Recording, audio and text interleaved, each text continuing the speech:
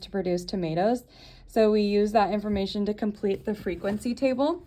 So for example, if I'm looking at the days to produce fruit 40 to 50, I'm looking at all the numbers that are in between 40 and 50. So 47 is the only one, so that would be 1. I only see one number that fits into that group. And then if I'm looking at 50 to 60, 52, 53, 55, 57, those 4 are going to be my numbers. This 60 is going to actually go in the next group. So if you have one that's on the line, it goes in the group at the bottom. So like if it's the first number, 60, it goes with that group rather than the 60 at the end.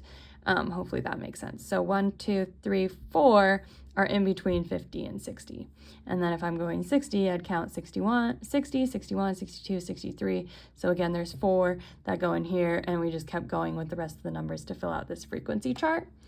And then from there, we use a set of axes and the information to create a histogram. So what that would look like is I would make my histogram like this. And I would put my days to produce fruit at the bottom, like how I have it. So I'd have 40 to 50 as one point, and then my next point would be the 50 to 60. Then my next point would be the 60 to 70. And then across the top, I would use my frequency numbers. So I would just kind of go 1, 2, 3, 4, 5, 6, 7, 8, 9, 10. And I would label this frequency.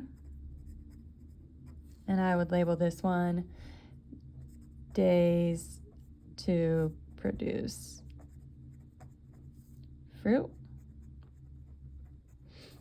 And then so from 40 to 50, I knew I had only 1. So I'd go up from the 1 and go across to my 50 to 60. And then from my 50 to 60, I knew I had 4, so I'd go up to 4 and then go back down.